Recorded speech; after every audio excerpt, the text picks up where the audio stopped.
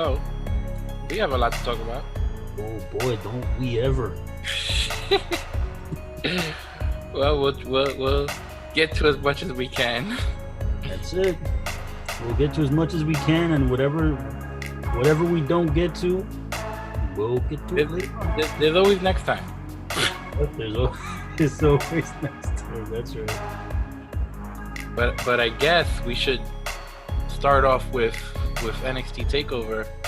Mm-hmm. This Sunday. Let me ask you, who do you think that mystery person is? If I had to stab a guess, I'm thinking Bo Dallas. So that's my gut feeling is Bo Dallas. My first gut feeling was Bo Dallas, and then I was like, that would be underwhelming. Then I thought of it for a little bit, and I don't know how I forgot about this person, but then out of nowhere, I remembered Bobby Roode. And then, why don't you think it's Bobby Roode? Because he came back on Raw this week? Exactly why I think now. I definitely think it's him. Well, until I saw the most recent vignette. But they could be trying to throw us off the scent. Don't you think WWE has the cojones to go, oh, well, if you're sending Bobby Roode back to NXT, have him put somebody over on his way out. That's a WWE move if I've ever seen one. Listen, I like Bobby Roode. I think he's fantastic. However, when he came on Raw this past week as the mystery opponent that Dolph Ziggler selected for Drew McIntyre, there's a couple of things about it that I didn't like. One, this is more cosmetic. I'm not digging the new haircut. If he's trying to grow the hair out, okay, but I think that short haircut and everything looks really good on him. Don't change your look. I don't think it's necessary. But number two, he looked really small. And I'm not talking about small next to Drew McIntyre, because a lot of guys look small next to Drew. I'm just talking he looks small. It looks like, over the last few months, he's like, his body has changed on the leaner side. And my hope is that at some point, James Storm decides to go to the WWE and they can reunite Beer Money. I think it might be a good thing for both of them, even for short term, because Bobby Roode needs something. Because for some reason, the whole Glorious Bobby Roode character hasn't really resonated. I think that gimmick is kind of running its course. Well, do you think it's the character, or do you think it's the booking? He was red hot. A little of both. I mean, I'm not gonna. But here's the thing about it. It's a little bit of both. In all honesty, I think that with the Glorious Bobby Roode character, again, even when he was in NXT and he was at its hottest, right? I always thought to myself, the coolest part of this entire presentation is the entrance. Then once the bell rings, it's just Bobby Roode. It almost seems like Bobby Roode doesn't embody the gimmick. It's almost like it's still Bobby Roode. It's like he would still be the same Bobby Roode without the pomp and circumstance, the big presentation, the robe, any of that stuff. So it almost seems like there seems to be a disconnect for me. Like after the whole presentation, the entrance stops. I don't see like a gimmick. I don't see it's. I don't want to use Ric Flair as an example because I think that's a poor choice. But when Ric Flair came to the ring, the whole pomp and circumstance of it, but when he came into the ring, the way that he wrestles is very much an embodiment of the persona. When Bobby Roode wrestles, I don't see the personification of the Glorious Bobby Roode gimmick. That's what I mean by that. It's somewhat it needs to go. Because Bobby Roode's a fantastic talent, and has he been booked well? No, he has not. No, he hasn't. Since he left NXT and made his way to the main roster, it's been very up and down, hot and cold with him. So, again, I mean, I always hope now, because I know that I'm reading stuff with James Storm, possibly being a free agent, no longer signed with the NWA, that it would be, I think, a nice opportunity for both guys to reunite in the WWE as a team, even if it's for a short-term run as beer money. It's just a matter that knowing how James Storm has changed his body for the better. I mean, he's gotten in phenomenal shape and he looks fantastic. I'd like Bobby Roode to look the same. So when you put the two of them together, it's like, ooh, you got yourself quite a package here as a team. So, I hope that happens because in all honesty, it would be nice to reunite them. And I think that it'll be beneficial for both guys in the WWE in the short term. Long term, I don't know because WWE doesn't commit to tag team wrestling very well. But in the short term, I think it'll be great for both guys. Well, he needs a shot in the arm. So at this point, anything is better than nothing. But I like that idea. I mean, James Storm never got a true opportunity in WWE. He had two matches at NXT? No more than that. Yeah. More than that. So, obviously they weren't willing to pay him what he could have made somewhere else. So maybe now they fired 400 people. I'm sure they got a little extra cash. Maybe they can pay him what he wanted before, and do something cool with Bobby Roode. That'd be nice. All right, but let me tell you what's gonna happen at Takeover real quick. All right, read the card to me, brother. Of course, you got the main event: Finn Balor and Kyle O'Reilly. You got the women's championship match. That's Candice LeRae versus Io Shirai. North American Championship: Damian Priest versus Johnny Gargano. Cruiserweight Championship: Santos Escobar versus Isaiah Swerve Scott. And you got Kushida versus Velveteen Dream. So this should be, at least the matches should be pretty good. Anything catches your eye right here? I mean, when I look at the card, this seems like a very, I don't know. It kind of seems a little underwhelming for Takeover, only because again, when you read the matches, none of the matches are going to be bad when you really look at it, right? Again, when I think of Velveteen Dream against Kushida, I don't know if this is a step up for Kushida or a step down for Dream. I'm thinking that it's a little bit of both. My fear is that when this match is over, no matter who wins, nobody's getting over any more than what they currently are. With Damian Priest against Gargano, I don't know if I like the matchup, just because Damian Priest is this really big, imposing dude. There's something about Gargano.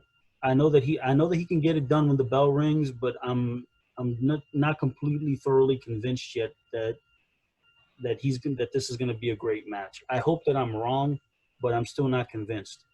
Io Shirai and Candice LeRae, I think this is a good matchup for both of them. Because in all honesty, this is a match that's really tailor-made for Io to win. I think that this is one of the few women that she's going to get to wrestle that's actually her size. So, it'll be a different type of match than the ones that we normally see Io wrestle. For Candice, it's really going to be a matter of just being able to present a very plausible heel character in the ring. I thought that it was a half decent mixed tag match they had this week. I really enjoyed the ending because the heels needed to win and they found a great way to do it. The NXT title match with O'Reilly, challenging Balor is going to be fantastic. I think on paper, it's really the first opportunity that the WWE audience is going to get a chance to see Kyle O'Reilly main event as a single. I've seen him wrestle in singles in other promotions, so I know what he can bring to the table. But I think that I don't know about this Kyle O'Reilly, meaning this Kyle O'Reilly is better than the Kyle O'Reilly that I saw 5 years ago or 10 years ago. So it's going to be a different Kyle O'Reilly. Finn Balor's already proven, at least in my eyes, without a shadow of reasonable doubt, that you give him the platform and he's gonna come up with great matches. So I don't have any concern there. I guess my concern would be is how this match gets booked, because again, what I want to be able to know is whether or not Kyle O'Reilly is going to be able to succeed as a single in the WWE. Because I think that for a guy like O'Reilly, there's more money in him as a single than as a tag team. Even with Fish, that I know that they're a fantastic team, but I don't know if they were to go up to the main roster together, you know, as some semblance of the Undisputed Era, or if they just wanted to put them as a team. I don't know if they would succeed as well in a tag team situation as what O'Reilly has the opportunity to do now as a single.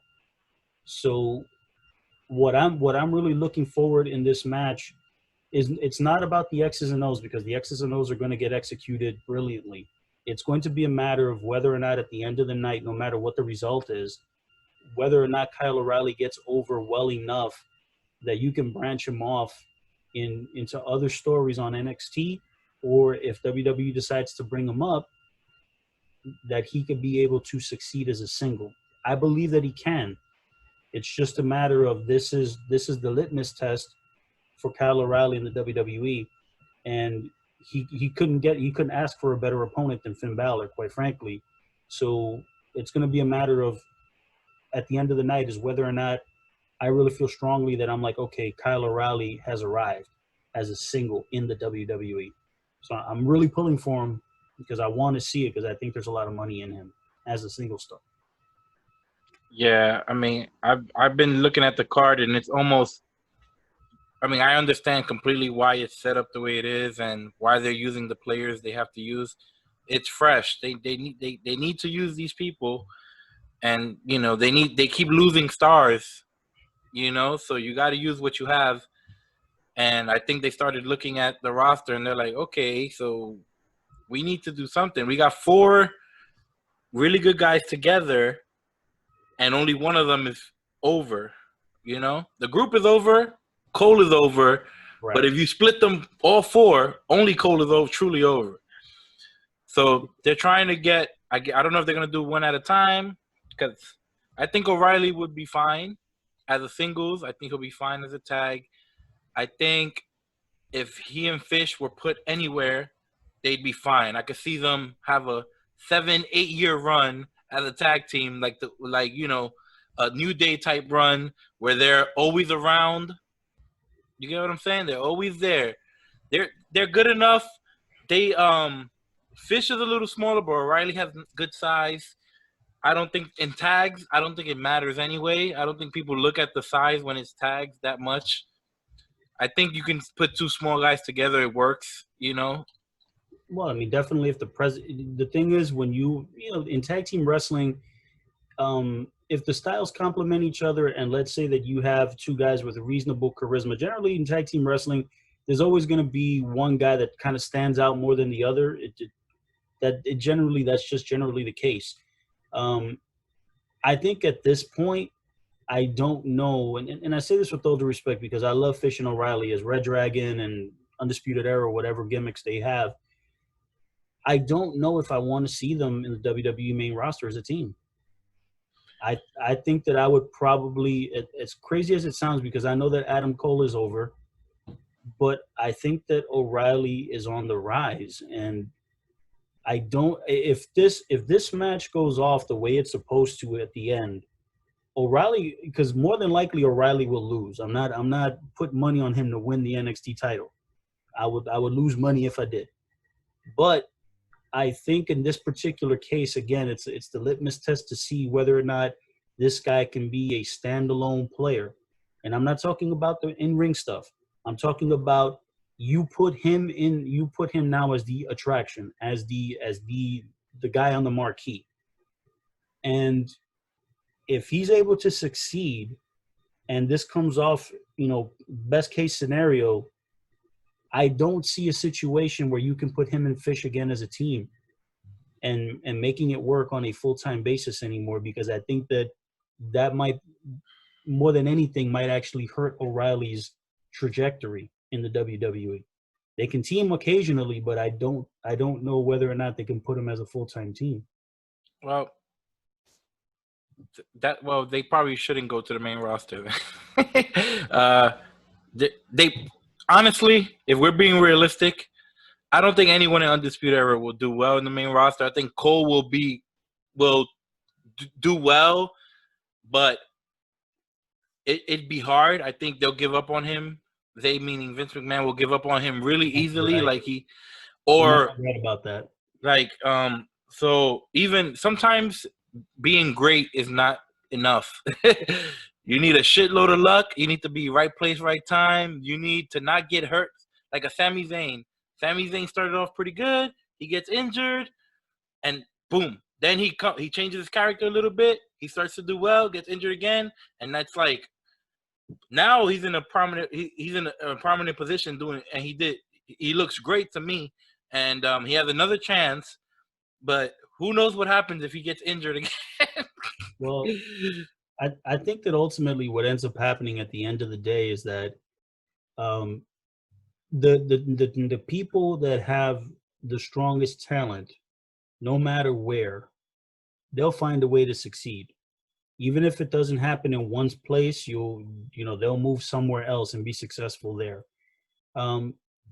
Sometimes I do have a fear that you're right about moving any of the members of the Undisputed Era to the main roster, sans being a unit. If they bring them all as a unit, then it can succeed. But if you start, if you want to separate them and branch them off, that the success rate can drop. I regretfully agree with you, Antoine, that there is a possibility that can happen, because the thing is, Adam Cole, as great as he is, he needs size, and because it's a matter of the aesthetic presentation. He has put on size, but he's still very small. O'Reilly, even though he's wiry, but he doesn't look small. You understand what I'm saying? Yeah, he's muscular. He wrestles a style that looks big. Some people look bigger than they are. AJ Styles is a tiny person who looks short. He's smaller. He's smaller than me. But he looks like a football. But on TV, you can't. He looks big, and even now, older AJ, who has more of a dad bod, he still carries himself like a big guy. You don't hear anyone saying that he's a small. Oh, look at him, he's small or whatever. You don't get the feeling that he's a small wrestler. You get the feeling that he's a medium-sized wrestler because he wrestles big. I will say this: if a lot of times, if there's if anybody, I mean, listen, AJ Styles realistically is probably about 5'8", 5'9", and I'd say he was right in front of me. I shook his hand, and he was right in front of me, and he's probably, I'm 5'10". I could say he's 5'9". So 5'8" and a half. He was in good shape though. He had an athletic body. He still has a pretty athletic body with a little bit of dad bod in the stomach area. That's all right. I mean, listen, AJ Styles is probably a legit 210 maybe. Like legit 210, I'd give him. Possibly. Even though they announced him like 218 or 220, I'm like, give him 210. But even then, I don't see it. And with AJ Styles, it has to do with the fact that as he's gotten older, he's learned how to work in such a way that he's able to take the high flying stuff that he used to do just ad nauseum, during his initial days in his career. He mixed in the Japanese strong style when he was, wrestling there. Then he learned some the American catch style, and then he blended it in within what WWE presents. So now you take all of those things and put it together, and you got yourself a hell of a package. And the thing about it is, experience plus, AJ doesn't come across to me as a dumb guy. So with all those years of experience and all of those, all the lessons you learn, you really build a nice, a really, really great package. And like I said before in other videos, I'm thrilled that AJ Styles is getting this kind of a run in WWE, because I think that if he would have worked all of this time, whether it be in New Japan, Impact, AEW, or anywhere else, it would have felt, at least for most fans, like they would want that one run. just that one shot where you'd be like, yo, bring him to the WWE. And the fact that he's done it over the last 5 years or so. I mean, I'm kind of lost track how long he's been there, but he's just been fantastic. I mean, he had a little bit of a spurt, stop start in the beginning, but probably over the last 3 or 4 years, it's just been almost he's either been at the top of the card or just slightly underneath. So he's always been the most like consistent. When they say the cream rises to the top, correct. Like there's nothing WWE can do. He's always gonna make his way. He's too good. He's too good at everything now, which is shocking. I would have never thought. I remember his last month in TNA, and something clicked with his promos, and I was like, "Oh shit! Now he's a good promo." Watch. Very simply put, he stopped being AJ Styles and he became Alan Jones. And as soon as that happened, then once he had that moment of clarity there on the mic and realized that, okay, I need to be Alan Jones when I'm cutting my promos, but learn how to do so in a way that you can blend the story with a little bit of the truth. And once he was able to put that together, then the AJ Styles promo that we know now came to be. All right, so before we move on, let me give you my final thoughts. I do want to give NXT props for they've done some things, they've said some things, like for instance, in that little conversation with Balor and Shawn Michaels and O'Reilly, you see them kind of. It's like they're playing games with the viewer, almost like he says, well, the champion never loses in his first defense, which is kind of true. If you're not Sasha Banks, you're probably gonna at least defend one or two, Oh man, that's horrible. No, that's not. But unfortunately, Sasha doesn't deserve it. I'm just saying that's what they do to her. True. That's but for the most part, that's an interesting thing that he would bring up. If he's gonna lose, it's like they're someone is smart. I don't know if this was a Shawn Michaels idea. I don't know whose idea it is, but it's a smart thing to say because it makes you go, why would they mention that? Wait, is O'Reilly gonna win? Because why would he say that? Because he's gonna now it's stupid if he loses. So it has you. It's like manipulating everyone. What they should do, which is rare nowadays, right? That type of storytelling. But either way, they've done a lot of good things that have me thinking. Well, and also the best story is probably that Undisputed Era imploding story is the most compelling possible story in NXT. Point blank. If you ask me, if you could make any story right now to get the most attention, I think these guys turning on each other, whichever combination, or all four of them going, fuck you. Even though they had Cole give a lot of love, a lot of extra love to O'Reilly, which, made O'Reilly looks like a babyface. Cole looks like a babyface. But Cole went very hard. The other two guys seem in between or, whatever. Or we haven't heard from them. We haven't heard from them, and the last things that we did see were kind of heelish, right? Well, I mean, listen, that the last time that we saw Fish and Strong work that just stupidly ridiculous tag match against, Drake Maverick and Killian Dane, which was just hot garbage. God bless them, but it was awful. It's like, listen, one of the things, again, I always say that you got to protect your stars. And with all due respect, Undisputed Era are the undisputed stars of NXT. Are there other people? Yes, of course there are other people. But you got to really protect your stars. And when you're going to have them either do clean jobs or do something that's silly, you got to make sure that the person or persons they're doing that for are people that you actually that you have figured in for the long haul. And if they're not, and you're just doing it for the sake of having a segment on TV, you better reconsider your position. So, yes, I do agree. It's an incredibly compelling storyline. Do I think that the Undisputed Era will implode? I don't know. Having Adam Cole, showing all the extra love for Kyle O'Reilly, even getting into a fight with Austin Theory when Theory started yapping his mouth about him, which was actually a good match, by the way. And it was NXT again. They've figured out their position with Austin Theory is that even if you're going to have him lose to all the big stars, have him cut promos. Because the kid looks good. He can cut a promo, and his matches are great.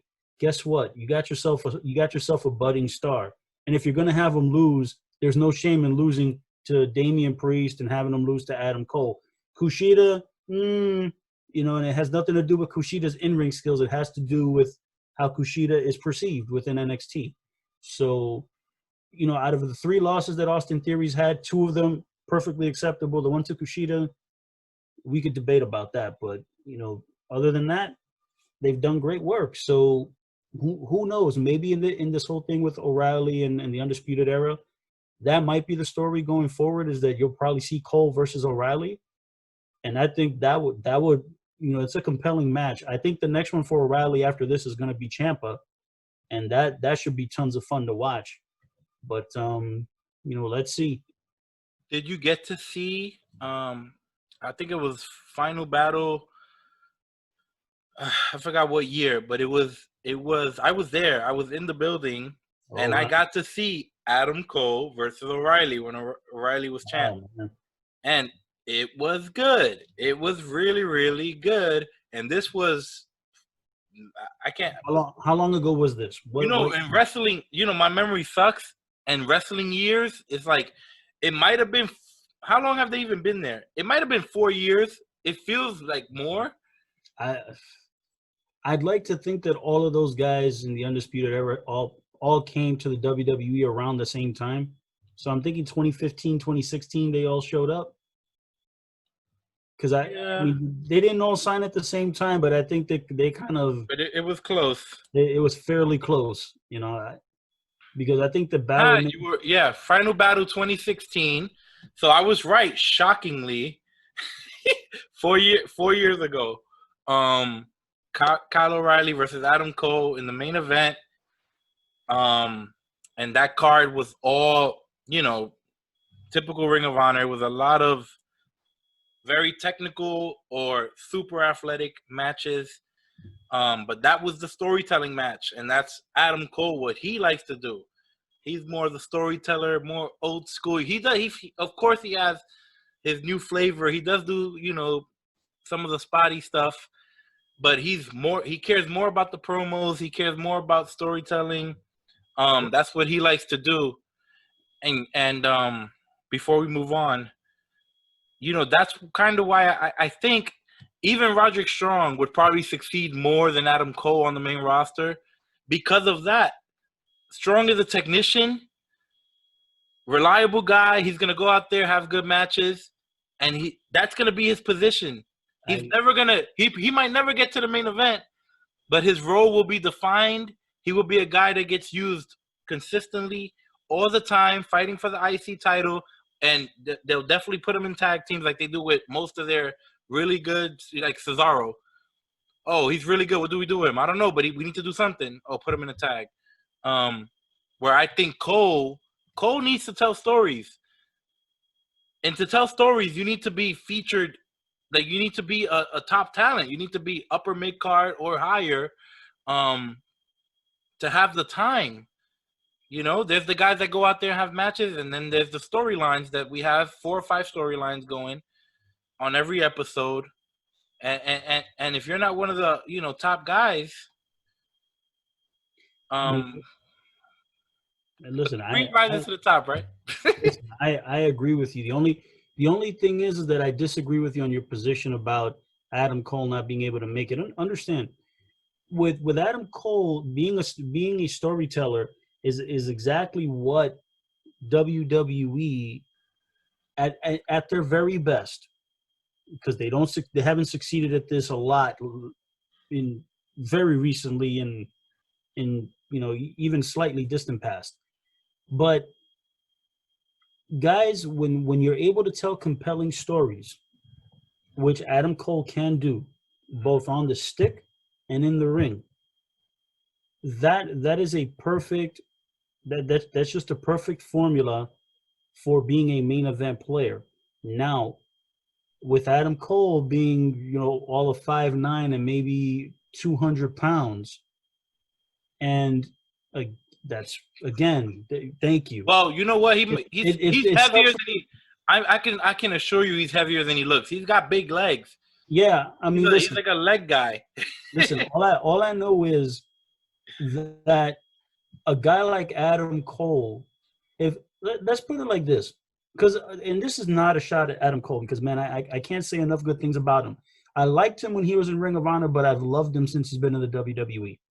Because the match that we're going to see on Sunday between O'Reilly and Balor, this is going to be a match where the Kyle O'Reilly that we see now in, October of 2020 is going to be vastly different than when he was Ring of Honor champion 4 years ago. He's going to be he's so much better. Think about it. When he came to the WWE, he'd already had at least a decade's worth of experience underneath him. And then you go into this massive training system with, every possible, facility, trainers, experienced wrestlers, the whole thing. You could not ask for a better system, especially for guys as polished as them. Those guys were already polished when they show up, and now they get there, and now they get refined in such a way that these guys are going to be megastars. Again, really with O'Reilly, this is not a matter of whether the match is going to be good or not. It's a matter of whether or not at the end of this match, O'Reilly actually comes out being a star, where he could be a standalone attraction for NXT. But now we can transition here, because I know you were telling me about how great Adam Cole and his storytelling is. We need to give great acknowledgement to the guy that WWE fans have bemoaned for years of, why does WWE push this guy so much? Mr. Roman Reigns. Fantastic work over the last couple of weeks on SmackDown. Just him and Heyman as a team have been phenomenal. The story that he told with his cousin Jey Uso, which I thought when they first presented it, I thought to myself, oh boy, I don't know if this is going to work out. It has been fantastic. Just absolutely terrific. That match they had at Clash of Champions last weekend, how many stars, Lou? How many? Oh, dude, please. I don't leave that stuff to Dave Meltzer, man. I mean, whatever. I'm not about that jazz, but it was. Let's put it like this. I watched that match, and I don't know how long it went. I'll say 30 minutes. I'm exaggerating. It's probably less than that, but the 20 minutes, whatever, the 20 minutes plus that they were out there, with the exception of the end, when Jimmy Uso hobbles himself to the ring, and Jey Uso is literally, after getting the piss beaten out of him, and he still can verbalize to his brother clearly, nah, forget him, Uso, forget him, and whatever. I'm like, no, you shouldn't be able to talk. You should just be muttering, just complete gibberish at that point. That was the only thing that I didn't like. But the match, think of the psychology of the match. Roman Reigns comes up, the first thing he does, he punks out his cousin. He's telling him, walk away. He's talking throughout the entire match. And the beauty of it is that the microphones pick everything up because it was part of the story. The narration, hearing Heyman, hearing Roman Reigns, hearing Jey Uso, it's all of it was that was as close to storytelling gold that I have seen in a very long time. And all I thought to myself at the end of that match is, if all of the performers were allowed to have such well-rounded, defined personalities as what this version of Roman Reigns is right now, pro wrestling would be the coolest thing to watch on television. Because this is a complete, well-rounded persona. This is Roman Reigns utilizing elements of his real life, and then flipping the script, turning heel, he's clearly being a heel, but in his own mind, he thinks he's the hero. He thinks he's the babyface because he's saying, I'm the tribal chief. Tribal chiefs are always the baby faces. They have to provide for their families. Jey Uso, his cousin, he's saying, I provide for you. Me being the champion, you've never been here before. You don't know what this is like. It's not your fault. You're a twin. You always rely on your brother. Jey Uso's response was brilliant when he said, you know what they tell me, Us? Which one are you? I was like, that's perfect. Whoever came up with that, I was like, that's brilliant. Because I wouldn't have thought of that to give him that line as a retort. Because that's his reason of saying, you know what? I need to step up. Now, this week, because I was just watching SmackDown, this week, Jey Uso beat AJ Styles. I didn't see the match in its entirety. I only saw the ending, so I can't comment on the match. But apparently now, Jey Uso and Roman Reigns are going to wrestle in the Hell in a Cell. So this is now another layer of the story where I'm like, this can go one of two ways. This can either be Roman Reigns essentially breaking down his cousins so that they can form a faction where now he is the tribal chief and now his cousins are going to be his underlings. And then this is just going to keep swelling up to where if somebody does come to me and say, hey, do you want to see Roman Reigns versus The Rock? I was like, if you tell the story the right way and it's all about family and Roman Reigns wants to be the tribal chief and you're looking at The Rock and everybody would think The Rock would be the quote-unquote chief of this tribe, it makes perfect sense. You could even insert Brock Lesnar if, let's say, The Rock wouldn't be available. You can insert Brock Lesnar. I may not be as excited about the match, but you could tell the story of, hey, Heyman dumped Lesnar for Roman Reigns. You got another instant story to tell there. So this is for me, I think probably the best thing that I've seen on WWE from a main event talent where WWE did not screw it up. Like this was as close to perfect of a story for that one night. It was as close to perfect as it could possibly be. We'll check out the aftermath and see what happens, the next parts of the story. But on that night, I just thought to myself, like, this was brilliant. And if pro wrestling were to be this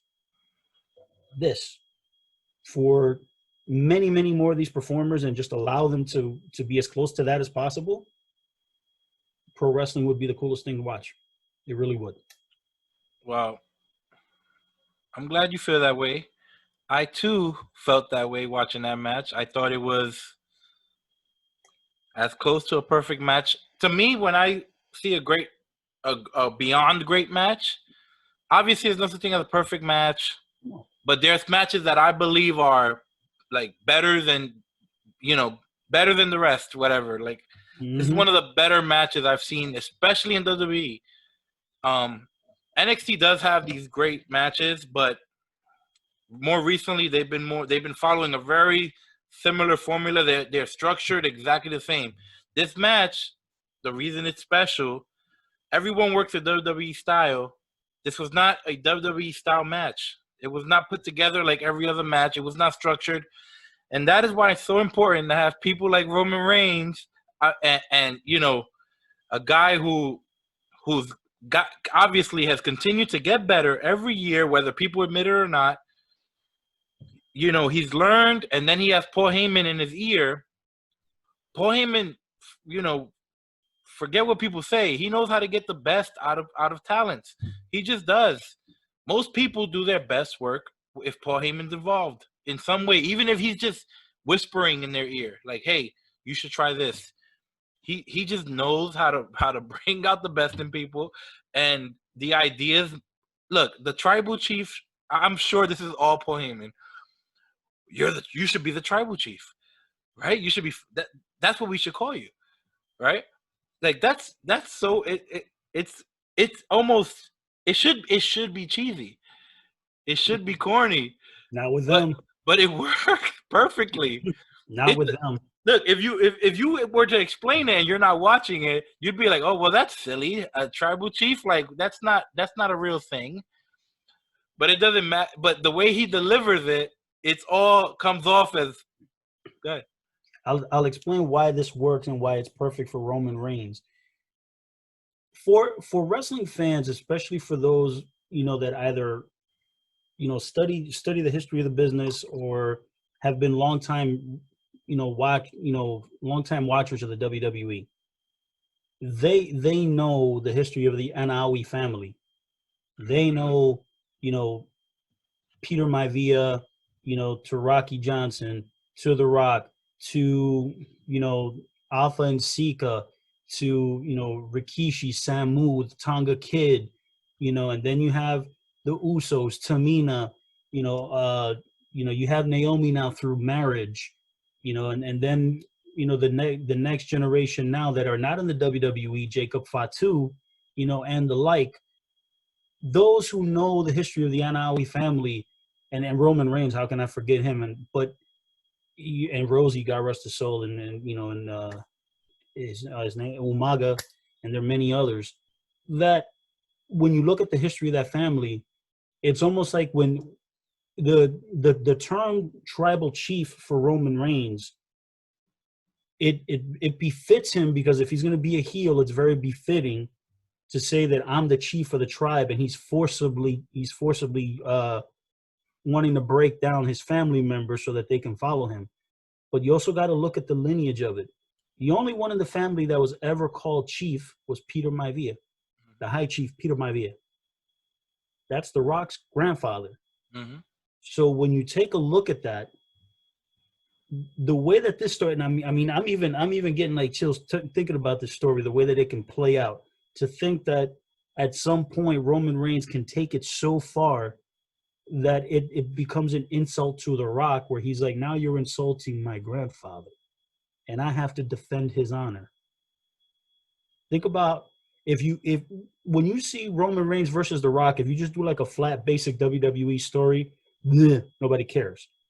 But if you tell it this way, and they're building the foundation, they're putting the building blocks, and my God, that foundation feels so solid that when they tell this story, you could potentially have Roman Reigns is going to be the biggest star in the WWE. I've said it for a long time, but after this is done. Yeah, he's already been the biggest star. Is it? Nobody wants to admit it. That's all. But here's the thing.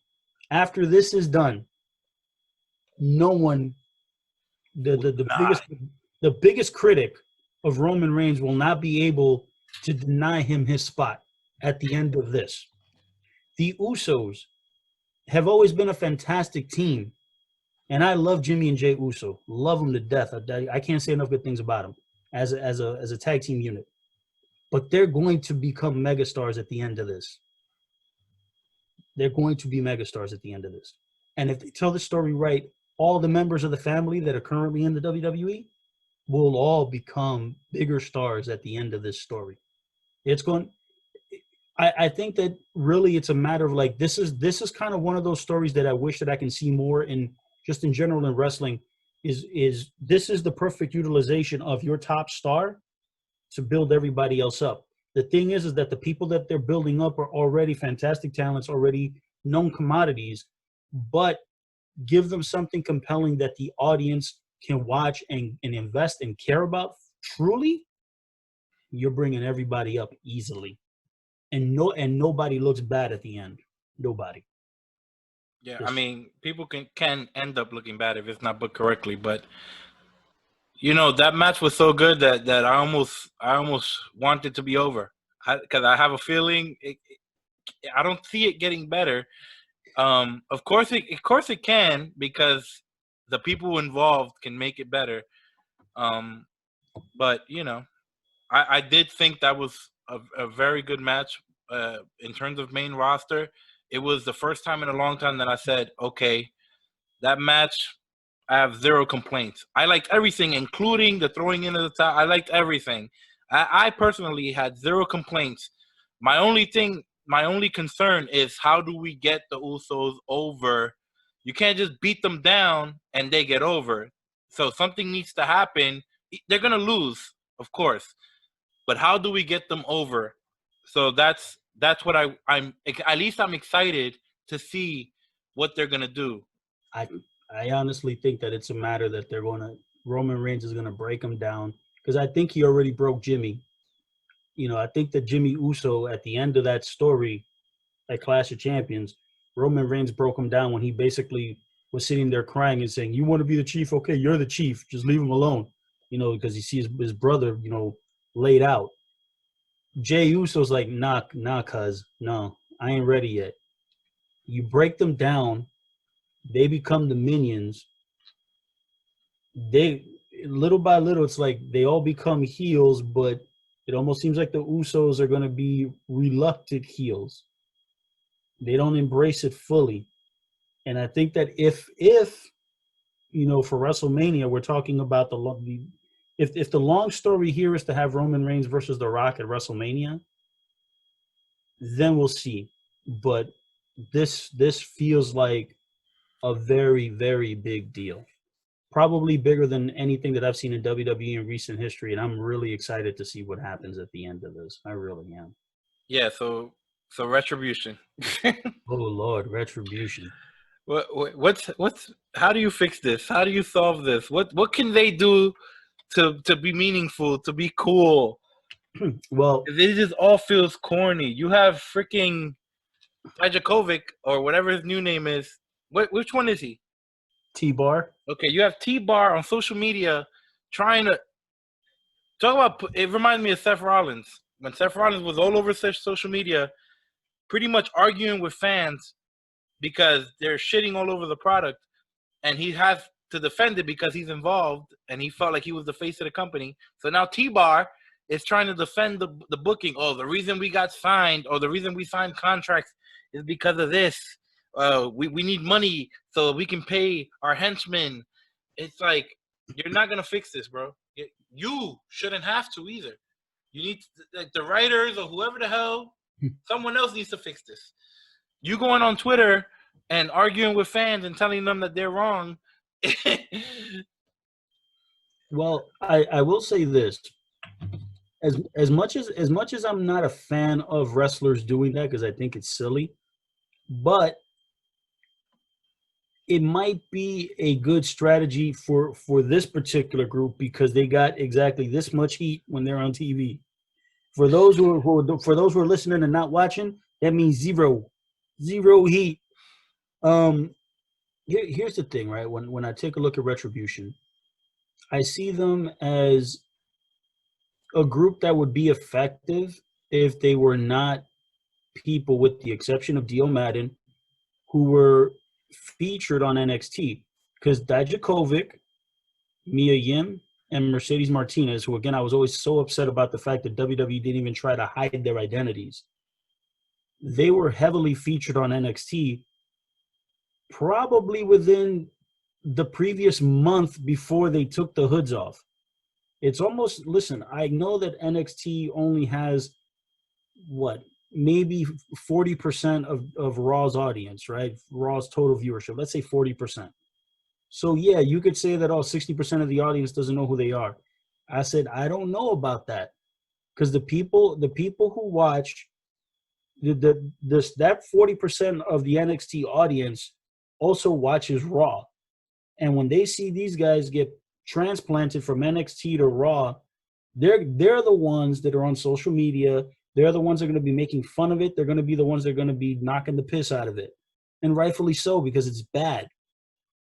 So when you take a look at the talents that are there, listen, Dijakovic is a good talent. He's a good big man talent. Shane Thorne is a very good talent. And I think that Shane Thorne is probably the one that benefits the most from this, because Shane Thorne, if he would have stayed on NXT as Shane Thorne, it wasn't going to move anywhere. If he would have came to the main roster as Shane Thorne, it wasn't going to move anywhere either. So putting the Jason hockey mask on him, giving him the name Slapjack, and putting him in this group is probably the most beneficial to him. But the fact is that Dijakovic, Dio Madden, Mia Yim, and Mercedes Martinez, it's so see-through that for those four talents, this is actually could be a disastrous downgrade. This could be disastrous. I'm not talking about, it could be bad, but it could be fixed. no, this can ultimately be disastrous for all four of them, meaning that once this retribution thing, unless it's quickly remedied, this is going to fall flat on its face, and all four of those talents are going to have a very, very high hill to climb in order to be able to wash the stink off of that, to wash that stink off their bodies. What do I think that ultimately the solution might be for Retribution? These people, with all due respect to all five of them, these cannot be the principal players. They just can't be. There has to be somebody else who is the leader of Retribution. And this person, male or female, has to be somebody who the WWE audience and the wrestling audience in general would be like, holy cow, like that they got to be like, damn, really, this person? And it has to be somebody who can cut promos, draw up heat, and draw interest in this group to where then when these people are on TV, you care about them. As of right now, that ain't it.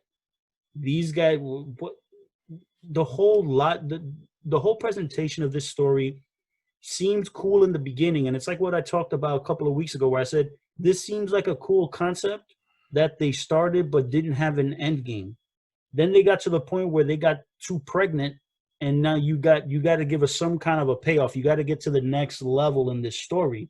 The problem is that when the five people revealed themselves, we all started laughing. It's like, these freaking guys were on NXT last week. So it's not like you're seeing five new talents coming in or five former talents that have returned to the WWE that have been gone for a while. Or even five NXT talents that are not on television. Thank you. What I'm saying is that ultimately what I'm saying is that this does not feel fresh at all. This feels like a retread. With all due respect, I give a lot of shit to the Dark Order and AEW because I think it's a lousy, crappy gimmick, and they have yet, in any way, shape, or form, have yet to change my mind about that. And I'm like, this is WWE's version of the Dark Order. The thing is that the Retribution guys look, I could say slightly cooler, but that's completely faint praise. A turd is a turd. It doesn't matter.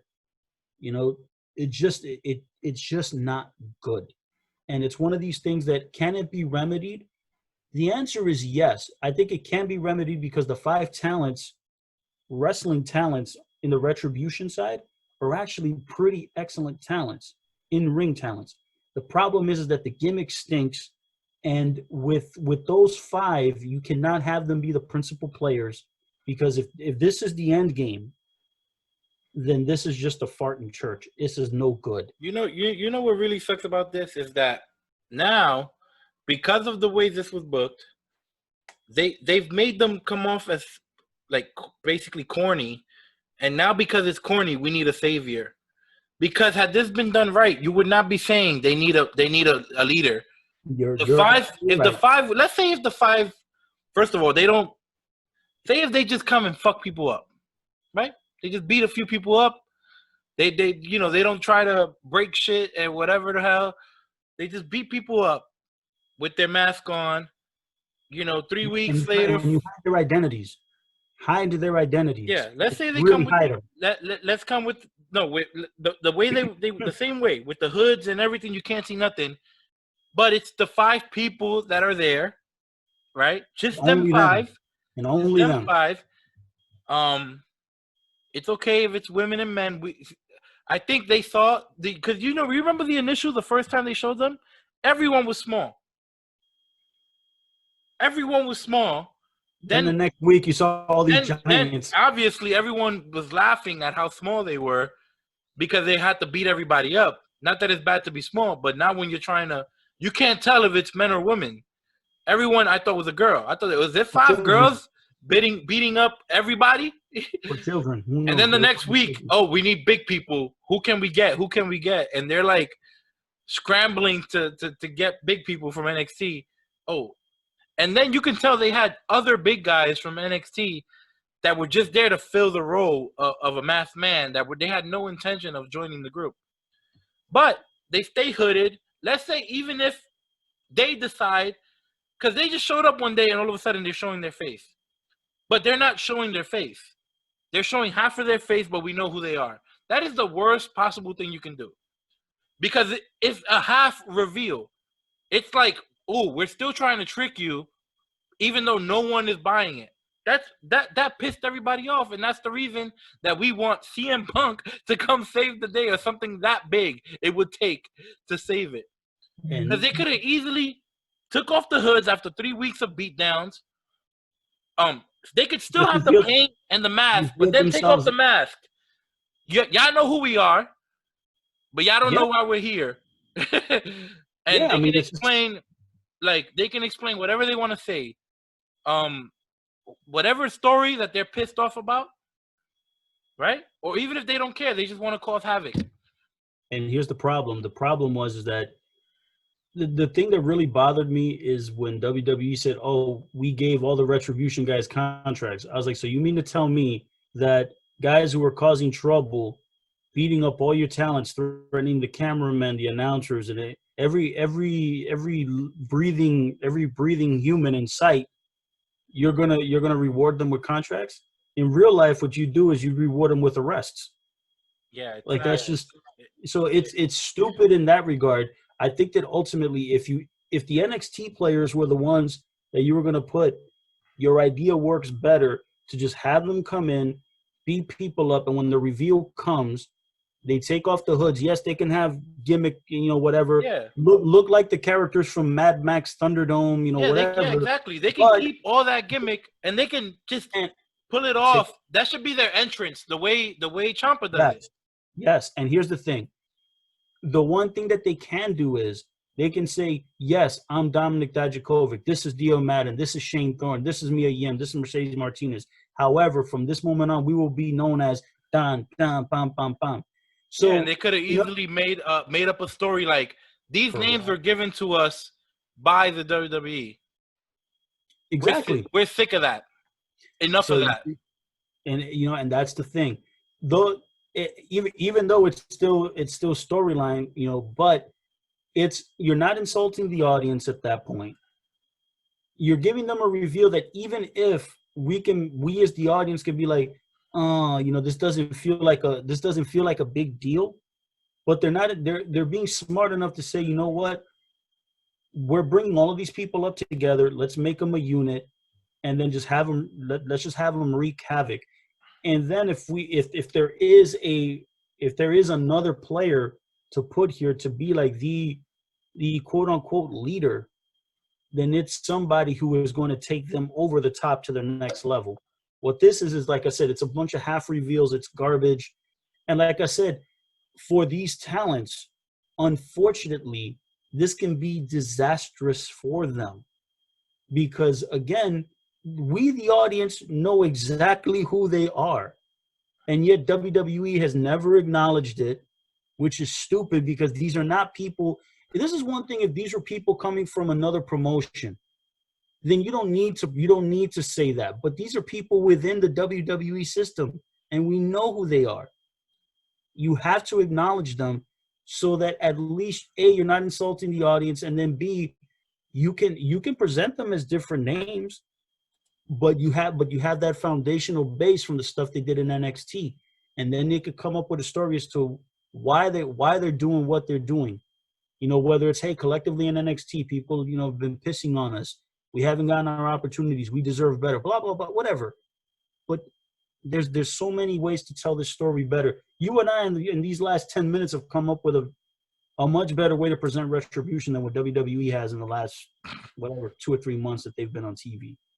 Yeah, that's why that short-term storytelling, instead of having your shit laid out, at least a freaking plan of, a short plan, even if you don't have all the details, you got to know where you're going. You can't just make shit up the day of, man. That's horrible. But anyway, let's just move on. Enough of that. So RVD no longer with Impact. I guess I want to ask you, where do you want to see him? But let me tell you, I did not enjoy RVD's last run, and it had nothing to do with the booking. RVD looks way too high all the time now. He does not look like he still looks in good shape. He takes care of himself, but just his face is like he looks out of it. He looks not into it. I don't even know if I want to see RVD. Maybe Japan. I don't know where he would work. I'm not a fan of Katie Forbes either. I liked her for a little bit before she started going too crazy with the, she's a distraction for me. I don't mind. When you see a girl who's acting, kind of sexual or whatever, some people get, oh no, that's not what women's wrestling should be. I disagree with that. I think you can have a sexy character. It's just one character. There's different types of people in the world.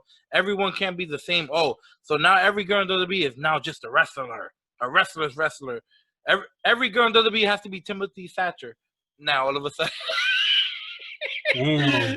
So they don't need to have broken teeth? No, I don't need that. It's like, come on. You can have a girl you can have attractive girls. No one complains about the guys. The guys are half naked. They're 95% naked, most of the guys. And, they try their best to be tanned, to be oiled up, to have abs. It's okay. Some characters are going to be attractive. There's nothing wrong with that. But hers, there's no substance to it. It's like not leading to any matches. And I don't even want to watch. It's like I don't believe in go away heat, but I change the channel when RVD and Katie Forbes show up. So I want to see them somewhere where they can do better, I guess, because what they were doing is just not good enough. I don't even care to see it. Here's my take. I generally don't watch Impact Wrestling. I have tried recently, and I'm trying to give them an opportunity. It's just a matter that over the years, Impact was just so bad. And I know that they've had some gems in there. Don't get me wrong; it's not all bad all the time, but it was enough bad eye rolling, what the hell type of thing that for me, being a lifelong wrestling fan, that to get me to quit on a promotion is like the most far off thing you can get. And I quit on Impact Wrestling. It got to the point where I was like, I don't want to watch this anymore.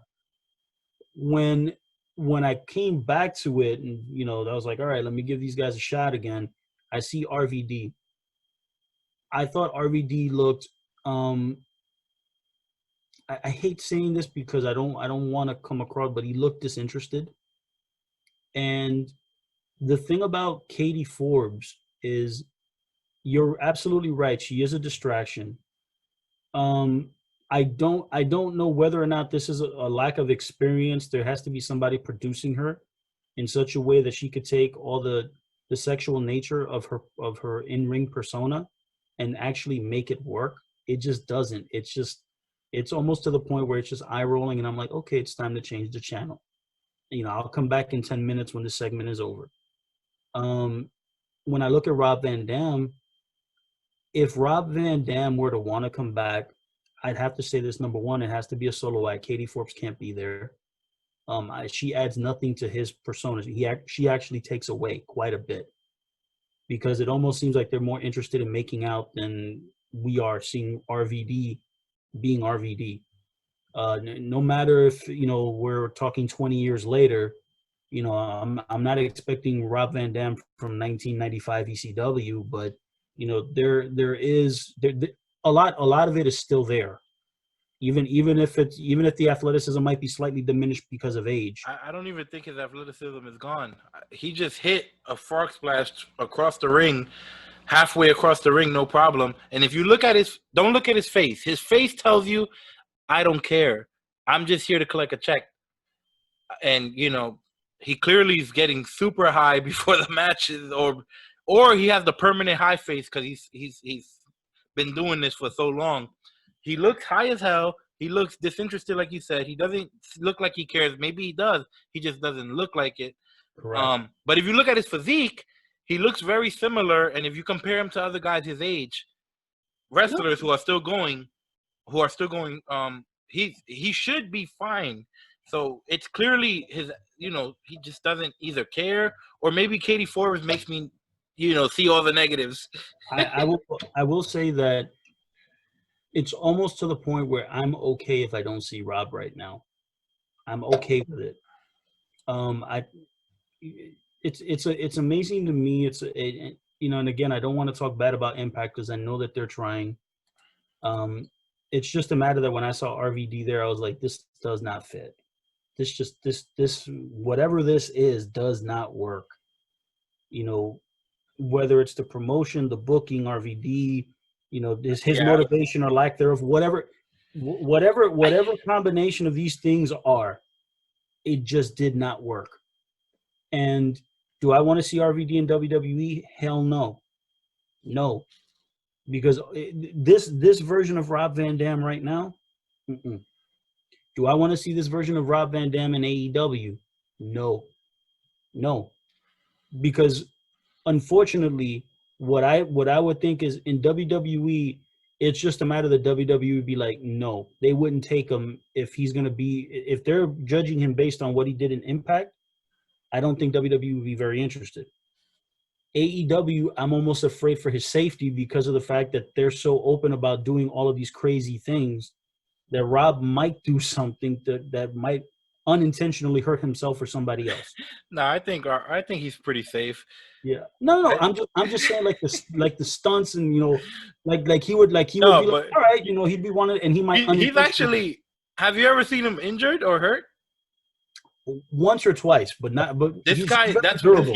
He's one of the more durable guys. He's a guy that everything looks crazy, but he just knows how to do it. Just like Jeff Hardy. How does he know how to do it? I don't know, but he knows how to do it. He knows how to do it. He just does. I mean, it's insane. It really is. All I know is that I know Rob Van Dam still has plenty left in the tank. It's just a matter that at this point I would say is if he needs a break, like just a break, take it. Take a break, go away for a year. And I know that at this point you're getting older, so saying go away for a year might not be the most advisable thing, but take some time off, clear your head. If you decide you want to come back to the national stage, again, Katie Forbes has to go. She adds nothing to your presentation. Find that fire is really, if I had to say that, find the fire to get back in the ring. And guess what? If he doesn't find it, it's okay to retire. It's okay. You've had a stellar career. You got nothing to be ashamed of. So if he goes away for a while and decides, you know what, I don't want to do this anymore, thank you very much for your contributions. You've been fantastic. Yeah. All right. So we're gonna have Cody versus Brodie Lee in a dog collar match. Oh boy. Look, I mean, I think I said this last week. I don't necessarily like dog collar matches. I think they're really difficult to pull off. It's like the odds are pretty much stacked against you to have a good match. Well, it's not meant to be smooth. It's meant to be brutal. So it's meant to be brutal. So what are we gonna do with this? I don't think Cody's gonna win. I think he's gonna lose again. That's fine. And so maybe the brutality is to try to help Brodie look vicious or whatever it is. But you know how Cody is. He's still gonna look. Cody has so much fire and intensity, and when he's in these fights, he can lose and still win. I understand where you're coming from.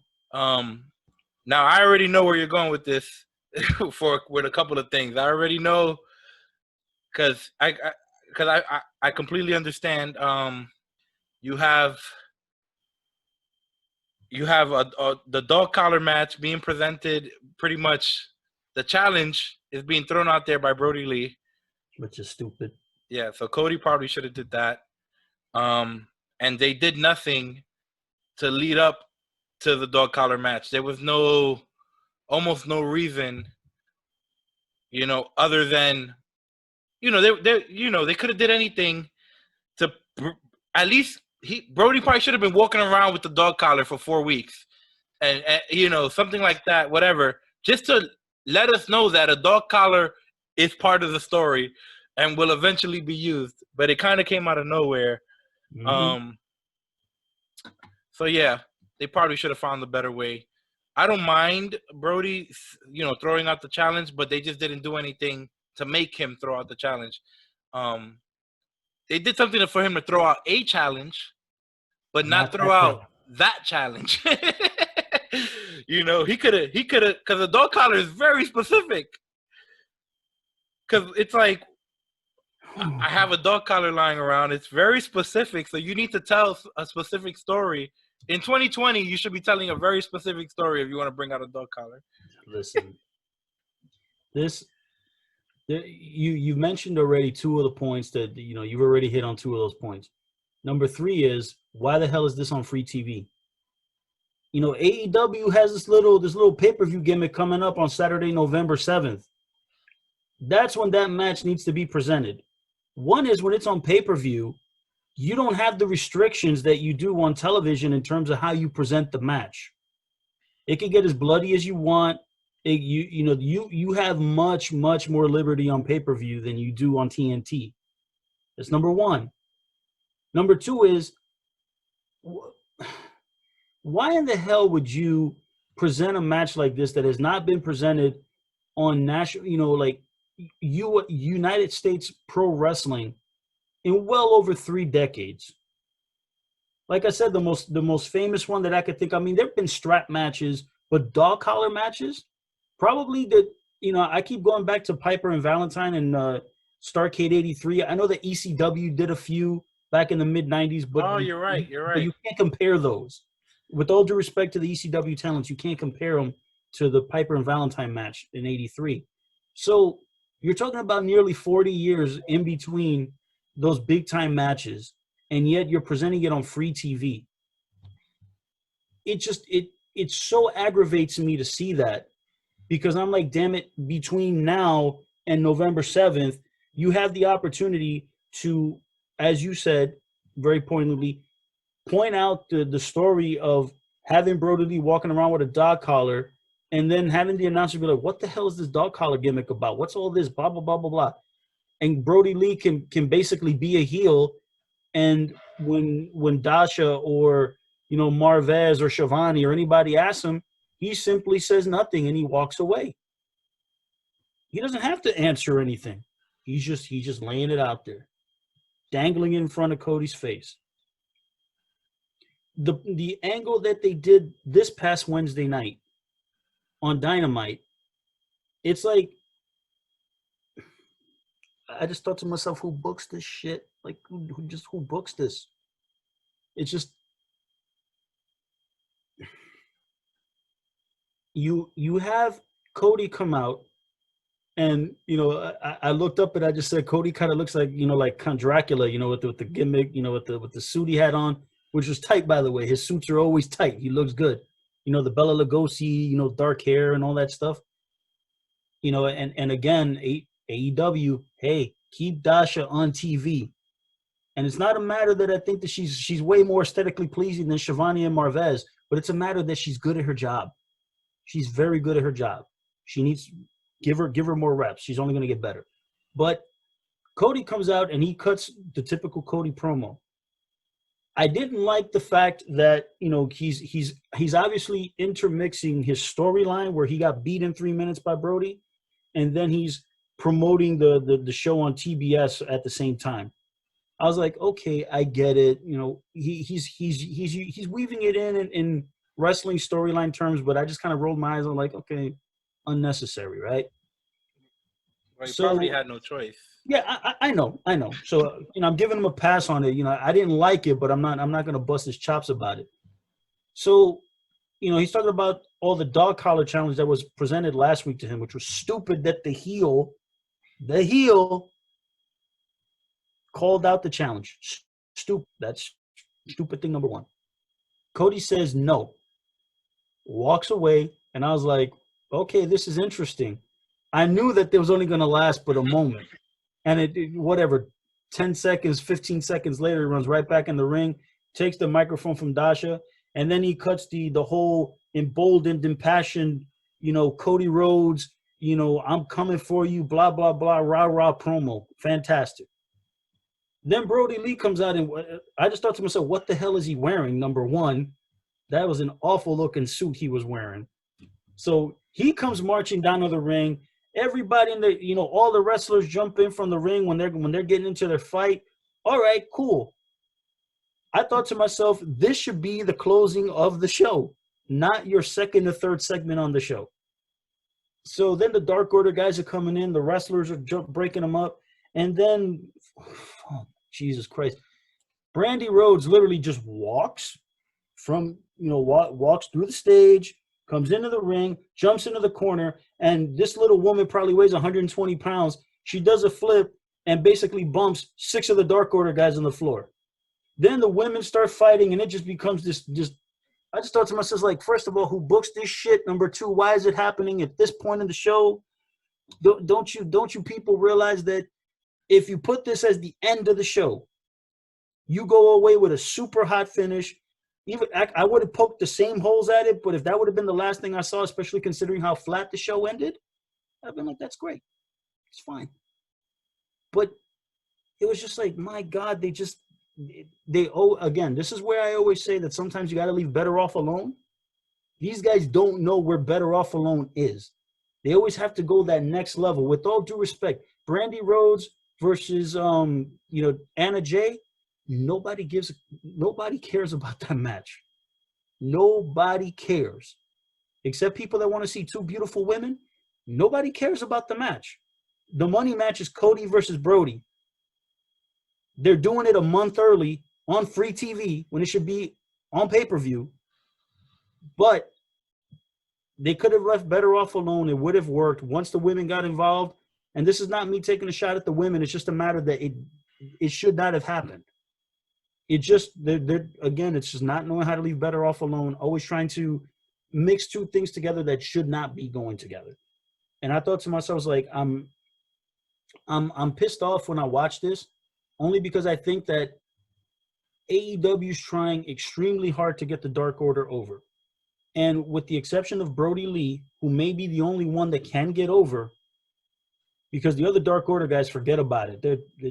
Forget it. They're just drowning in quicksand. They're not getting out. Brodie Lee's just, he's like 12 feet tall, so he's got a good enough shot of grabbing a tree branch and getting out. But you got to book your stuff more seriously. This is something that has the elements of the whole Mid-South, brawling thing, but it still has all the goofy elements, and they keep taking it it's always one step too far. And the thing about it is that one step too far, it's not like I could just poke and say, oh, that the one thing with Brandy is just like, oh, that's an individual thing, and I could say, oh, that wasn't very good, but everything else was great. No, that one thing ruined the entire freaking segment. The entire segment. Because it's not like she went after Anna Jay. She bumped the freaking Dark Order male members.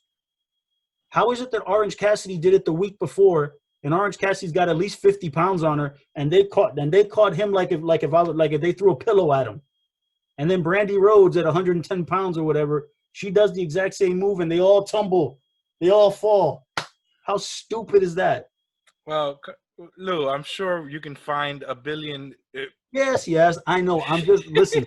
All I'm saying is that it's inexcusable, and you got to know how to leave Better Off Alone.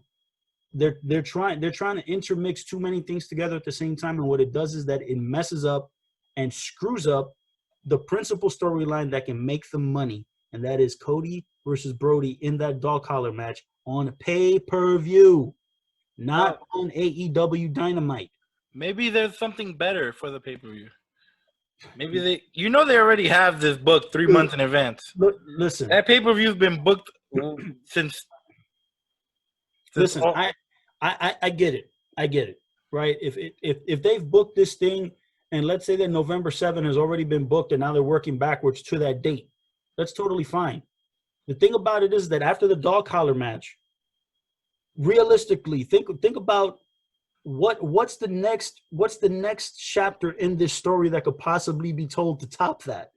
Well, come on. That's the point. We don't even know. The dog collar match could be a 5-minute beatdown.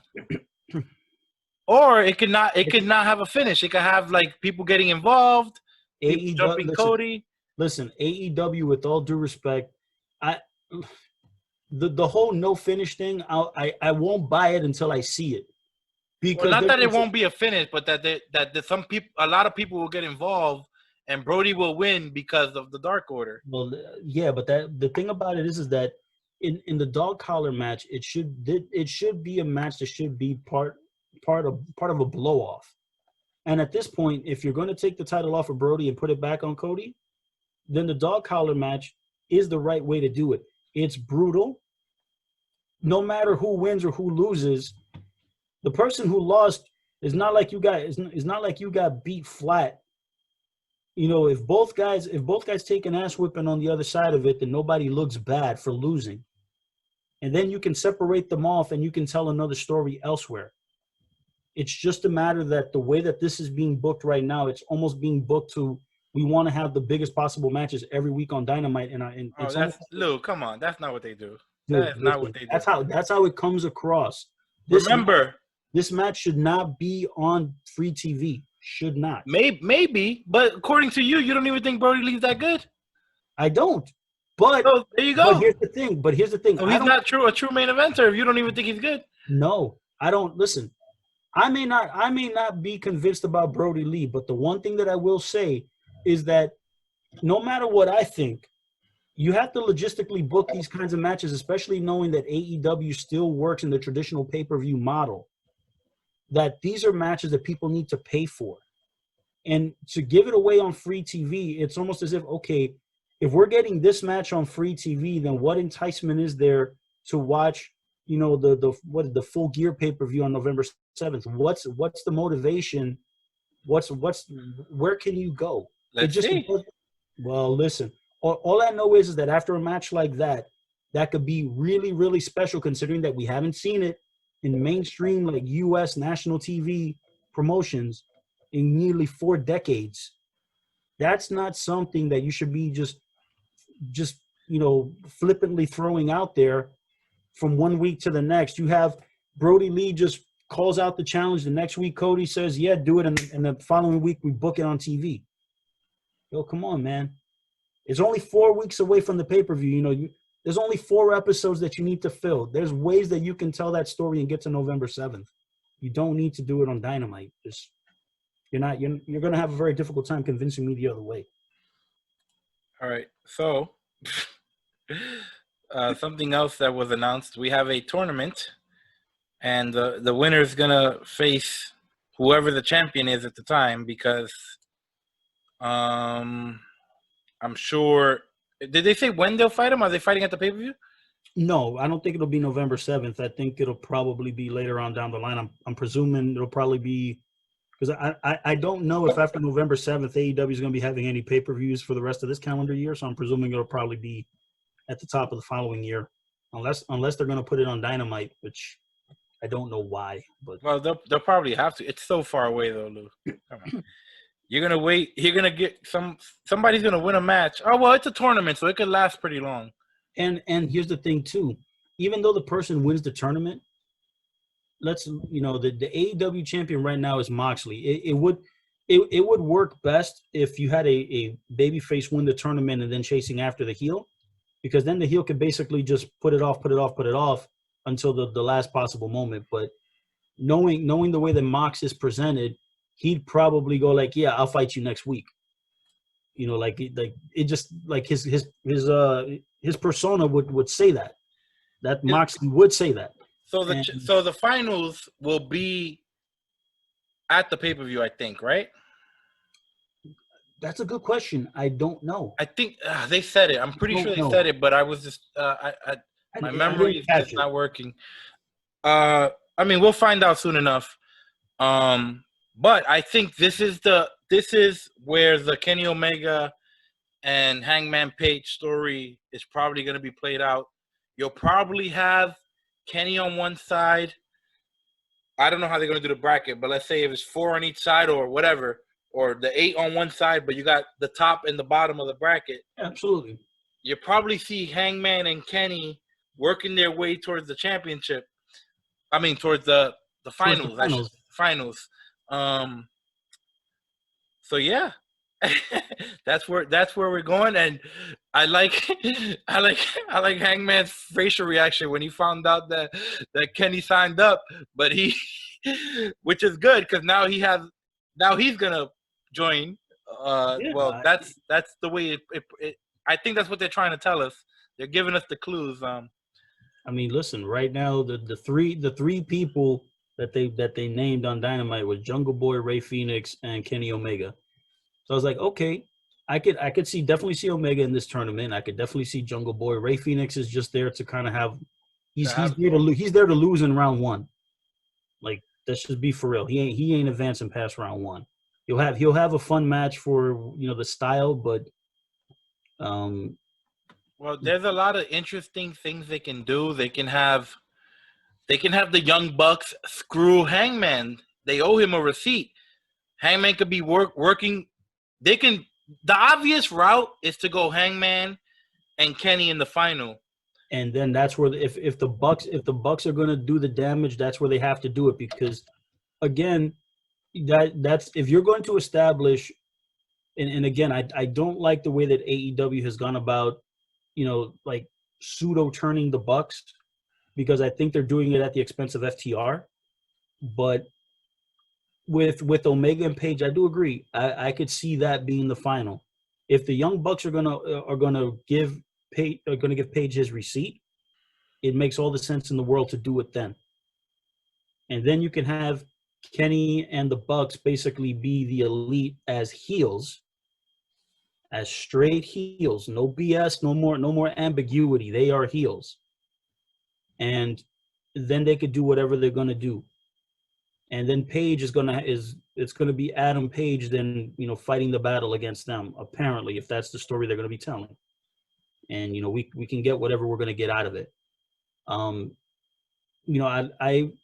I didn't like the way that Page looked, even though I know it's the whole cowboy gimmick, but he just looked like a really muscled up Smurf with all that blue. Like, you got to wear. He wears a lot of funny outfits, and if it wasn't for the Hangman character, it'd be funny. But he's the Hangman, baby. He's a cowboy. Listen. It works for him. I'm just saying. Only for him now. You know what? I mean, you could wear some black jeans with that blue shirt. You know what I'm saying? You don't need to wear blue jeans, blue shirt. You could switch up the colors a little bit. Let's get a little bit more on the color palette. But it comes to a point where in that storyline, what I'm hoping for is that AEW pulls the trigger and actually, finally they're defining, and like I said, I think they're a year late to the party when it comes to this, because like the Bucks, Omega, Page, all these guys, as much as fans have been like, oh yeah, they're the executive vice presidents, of course they're going to book themselves to be the top guys. Listen, when you take a look at their roster up and down, there are not many people outside of that group. There are not many people in the AEW roster who you can put in those top spots and that it be believable currently, because they're still building people up. In another 2 or 3 years, that's a different story. But as of today, that doesn't tread water, and it really frustrated me that these guys were trying to help other guys get over, and I'm like, no, get yourselves over. You're on a national stage. Be obnoxious about it. Be obnoxious and say, we are the top guys. And then you build all the other guys up. So when they beat you and they beat you flat, none of these BS finishes, particularly in Young Bucks tag matches, that then those other people, whether single stars, tag team stars, whatever they are, they get over with that audience. They just did the wrong thing in the beginning by trying to be quote unquote generous. And I'm like, no.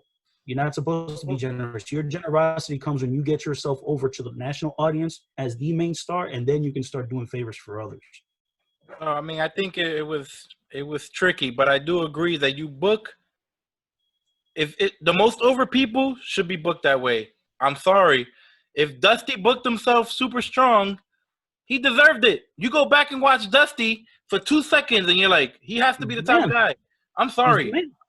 I'm sorry. Listen, could you have imagined, Ric Flair doing a favor for, I don't know, name, let's say, I'm trying to find like somebody, Disco Inferno. The God, come on now, don't do disco like that. But let's just say, right, you have Ric Flair, wrestling against, let's say Brian Pillman, God rest his soul, when he started in the NWA. People see him as exciting and good looking and all these other things, but he's not there yet.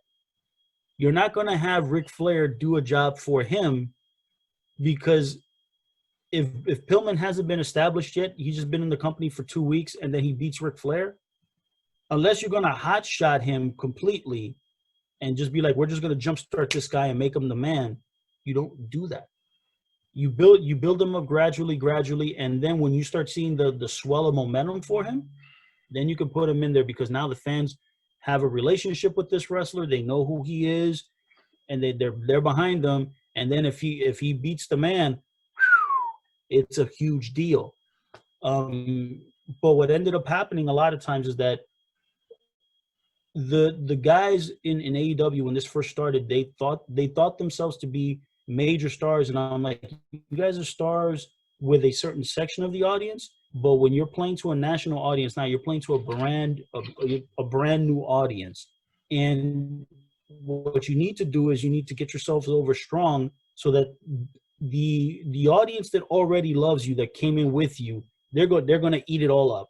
And then the new audience that comes in sees you guys wrestling, sees the reaction of the audience that you brought with you, and then all of a sudden they can start buying in too. And then you start creating a much bigger profile for yourself. So then if you want to get over the Private Parties, the LAXs of the world, guys like that, for the equivalent of the Young Bucks, or you want to get over, Brodie Lee and Jungle Boy and whoever, if you're Cody or Hangman and Paige wrestling against, any number of people, then that's how you start making the big stars. And you begin to develop that good underground. They just screwed it up in the beginning, and now they're slowly. Yeah, I don't know if they screwed it up, because I think you have this show. It's starting for the first time, brand new, and it's fresh faces, fresh opportunities, and you have to introduce, as many people as you possibly. It's only a 2-hour show. You can't introduce everyone. Correct. But, you have to do the best you can with what you have. And there are some things that in their eye was probably certain. It's like, okay, we can probably get the Young Bucks over. We can probably get Kenny over. We can get Cody over. We can get Jericho over. We can get, whoever else. They probably thought they could get Pac over, but, he's stuck in the UK. He will get over whenever he comes back. He's going to get over. We know he can get over, because he's so good. He's so good. So I think you had the short things, and then they had to experiment with a few stories, but it's long-term planning. The Kenny story and the Hangman story, this is long-term. This is something that they've planted seeds 5-6 months ago, maybe longer. The show just hit a year, right? Yeah, it'll hit. Yeah, it just hit a year. That's year one. So you have AEW year one, and we already see the Kenny Omega is it's changing direction. It's like, okay, we're gonna see Kenny. So it's almost like Kenny's a secret weapon. You relied on Jericho. You needed. He carried you for a little bit. Now you're relying on Moxley as champion. So now it's when you can turn to Kenny. You didn't rush it. Nothing, like you said, those top special matches, Jericho against the top 4 or 5 baby faces, and Moxley against the top 3 or 4 heels. And of course that FTR versus Young Bucks match, which they probably been going like licking their lips and but I mean, I don't know. When I think of that match, it's almost as if I just wish that the Young Bucks, the way that this is going, because FTR are such good heels, that if they're turning the Bucks, let's just say that at the end of this, Kenny and Hangman storyline, the payoff that we're going to get is Hangman's going to be the defined babyface. Kenny and the Bucks are going to be defined heels. Then any match between the Bucks and FTR from a storyline perspective doesn't seem to make sense. It doesn't. It doesn't make sense, and they need to then hold off on that match for another however long they choose to go. I mean, until they get there. I mean, you can do the match, but the best match that they will have will be the day that one of them is a heel, one of them is a babyface. Correct. And in all honesty, it doesn't have to be the first match. Well, it'd be nice, but then it's only gonna go down from there. All I know is that if they were to have their first match, and let's just say presumably AEW books a match with these two teams, and both of them are perceived heels, the match, no matter what you see, it's going to be the shits because the psychology of it is going to be altered. Because somebody has to play babyface at some point in the match. Because guess what? One team is going to get the advantage on the other long enough that it's going to be 2-on-1, even if it's for a little while. And that generally means you're the babyface in peril. And you can't do that with two heel teams and no one. Then for me as an audience member, I'm like, why should I care? None of these guys are sympathetic. I don't care. It's the same reason why, what they've done recently with, Jake Roberts and Taz and all their guys, Eddie Kingston and all that, is like they're all heels. There's no sympathetic figure here. I don't care that these guys are pissed off at each other for perceived wrongs that they've done against each other. I don't care. Because a heel versus heel match, I don't care. You guys are bad guys. Quote unquote, you're getting what's coming to you. There's no sympathetic babyface figure. There's nobody that they're chasing after. They're all chasing after Moxley, but at the same time, Moxley's not the most sympathetic guy either. You understand what I'm saying? So that it's all these little things that they got to get right. Do I think that they will? I have my moments of doubt, but I think eventually they'll get it. They'll get there.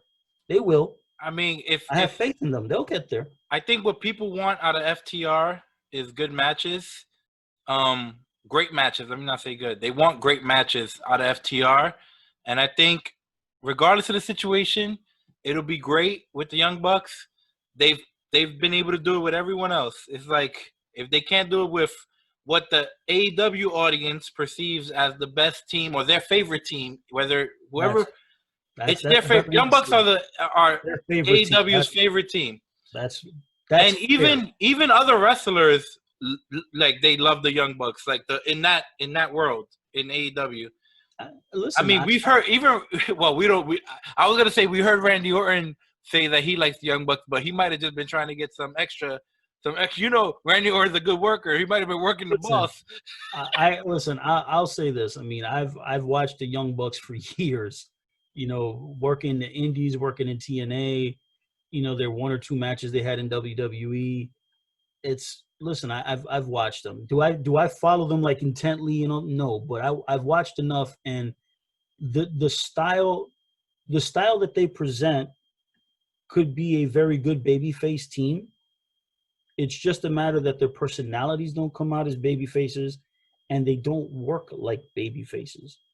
So the thing is that if you had what I think is the best working tag team in wrestling today, which is FTR, that are just natural heels, because to put them in the babyface role, it looks awkward, especially if they have Tully Blanchard in the corner. It's very, very awkward. They won't be in the babyface role. I think you're gonna see. We haven't seen Young Bucks do any yes, they've done in the wrestling world. I think hitting Tony Schiavone, that's gonna piss some people off because he's beloved, right? But it's still in the wrestling world. That's not that bad. Hitting a ref, hitting an announcer, hitting a commentator is not that bad. No. Listen, until they hit a top babyface. They've done everything that a heel does. Look at what they've done. They've come into the ring. First of all, when they super kicked Marvez, nobody likes Marvez anyway. No matter. That's completely irrelevant. Marvez is the top heel in the company. Yeah, no kidding. That's irrelevant to the point. The thing is that Marvez is an announcer, meaning an announcer in the wrestling world logic is defenseless. When you beat up an announcer, you're a chicken shit heel. That just is what it is. Then they go into the ring, the Young Bucks do. During FTR's match that they were going to have with Jurassic Express. They would storm into the ring, they double super kick the referee, and they walk away. I was like, first of all, you're being disrespectful to the 4 wrestlers in the ring. Then you do another chicken shit heel move by super kicking the referee. That's a heel thing. Then they take the money that was their fine, and I'm sure Tony Khan, gave them before they started filming, and then they go right back and throw it in his face. No babyface does that. No babyface does that. You could tell me Steve Austin, whatever. No. Steve Austin never hit an announcer? No. What I'm saying is that with Steve Austin, when Steve Austin, beat up Jim Ross, when he was still very much a tweener. He was a heel being moved to babyface. He was still technically a heel. He wasn't a complete the whole babyface turn wasn't complete yet. I think the Young Bucks are having a mental breakdown, and I think they're pissed off and they don't know what to do. And I think it's gonna take something. Who knows what it is? They might have to make a decision, Lou. That Hangman and Kenny match, they might have to make a decision, and that's when we'll find out officially if they're heel or face.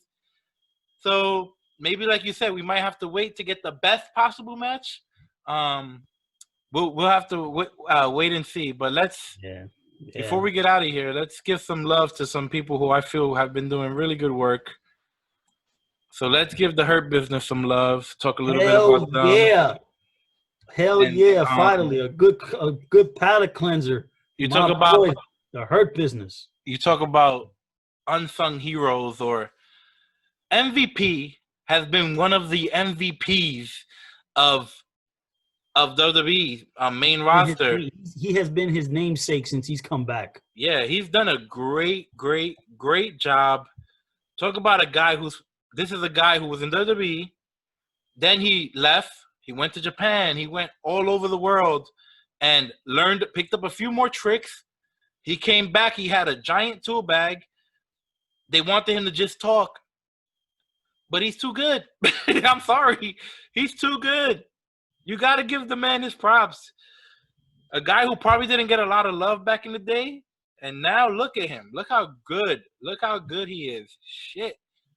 And that's what I'm saying. Wrestling prime is different than any other sport. You might not hit your prime till you're 40, 42, 45. Who knows? Before everything just makes sense. And for MVP, you could just tell. You could just tell that everything makes. I mean, he was good a couple years ago. He just hasn't been on WWE, but he's been good. This good. He was like this on Impact when he went there, and everything just kind of fell apart. But what was the group with Low Key and Samoa Joe and the Beatdown Crew or something like that? Yeah, BDC. That work he was doing there was amazing work. Where I was like, "Yo, this guy is good. He is good." He was. The only one thing is that in Impact, I don't know whether it's the presentation of Impact Wrestling at the time or the other talents on the other side of the ring. At the time, P was doing a great job. He had Lashley. Then with Joe, at that particular moment of Joe's career, that was one of actually the worst moments of his career because he'd gotten really overweight. His work was slowing down, and you could tell that there was something about him that looked like he wanted to leave TNA at the time. And he subsequently did. And then when he signed with the WWE, he's been doing fantastic work since he's come to the WWE. With Low Key was one of those guys who's been in and out of Impact so many times, and he's such a talented guy. And it kind of befuddles me a little bit with him that he hasn't gotten, a bigger, like a bigger sustained, he's a guy that works a lot, but it almost seems like with his talent and, with his style of presentation that he should, he should be a much bigger name in the pro wrestling business than what he currently is. Well, you can just tell this is a guy who wants to be the number one guy, but you can also kind of tell that when he's not the number one guy, if he's not getting every win and beating everybody down, he's not happy. He has that Austin Aries little man syndrome or whatever it is. They want to be the top guy, and they're good enough to be the top guy. But if it doesn't go your way, you're going to just shit on everybody else and, and kind of like ruin it for everyone and yourself. you don't want to play. You don't want to play the game. You don't want to participate when you're not getting everything that you want. Everyone can't be the top guy, and everyone can't be the top guy at the same time. Because Austin Aries, he's been the top guy many times, and it seems like every time he's about to lose the title, he has to become a complete dick.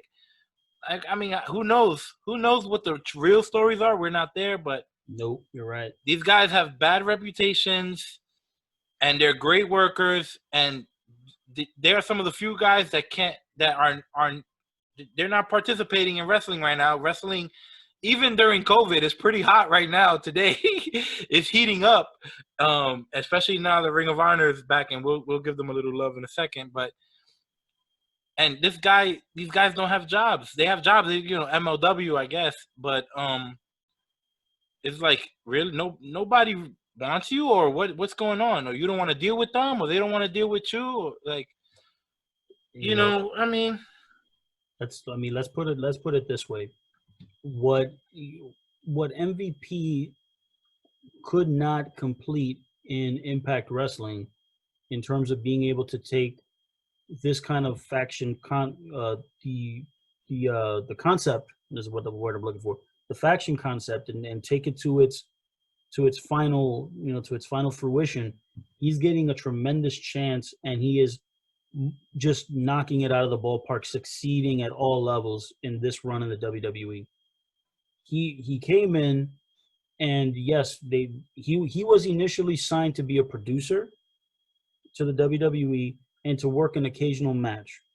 But he cut so many great promos, and apparently he must have convinced the brass in WWE, give me a chance with Lashley. Give me Lashley, and give me a chance with him. Bobby Lashley's, as long as they've been together now, 6 months or so that they've been together as a unit, the two of them, it's been nothing but good stuff for Bobby Lashley. Then Shelton Benjamin, another just phenomenal athlete, one of the best athletes that WWE has ever produced, and he was just floundering nowhere. I was like, that's inexcusable. I don't know how that's even possible. You put him with MVP, then they create the concept of, they didn't have the name, but they created the concept of the Hurt Business, and they got over huge. And I was like, the trio works, but they need another guy. And then they get Cedric Alexander, who was on the opposite side of the ring, and then he flipped heel. And I was like, this is brilliant. If you can't beat him, join him, right? Mm-hmm. Perfect. And now you have this quartet that are, again, think of the significance behind this, because WWE doesn't state it, but take a look at the matches. All the guys that wrestle the Hurt Business are all people of color, Black, Hispanic, or in the case of Mustafa Ali, Muslim. It's just, and you see the historic context of it. Look at the referees that referee their matches. I know that sometimes they have, white guys do it, but generally it's, Black referees, the Asian referee, a female referee. Yeah, there's a huge significance. It's not something that needs to be beaten up. You don't want to get beaten over the head with it. But when I see it, I'm like, MVP was able to revitalize two super talented guys that were just going nowhere in WWE, and Lashley and Shelton Benjamin. Then he basically, Mustafa Ali, Ricochet, Cedric Alexander, Apollo Crews, the Viking Raiders, unfortunately for Hansen, that he broke his neck, unfortunately, in a match, and now he's going to be out for a long while. But what would have happened with the Viking Raiders had they continued working with the Hurt Business? They could have been able to probably revitalize their careers and make them look like badasses instead of whatever it's become since. He's just, MVP has just done such a fantastic job taking all of these talents who were just floundering, almost all of them people of color, and making their contributions very significant on WWE TV. He's been his namesake. and God bless him. He's done a fantastic job. WWE's very, very lucky to have him. Yes, and I have noticed exactly what you said. It's the black segment of the show. And I'm okay with that for now, but I always see that. It's always like black guy against black guy. We need a black story. And it's like, okay, after, obviously, Lashley's going to come out strong out of this. The whole Hurt Business should come out strong. If they can get Apollo, he's a guy that still needs a lot of work when it comes to character and stuff like that. So, but they're trying they're trying really hard to at least make him an important part of the show.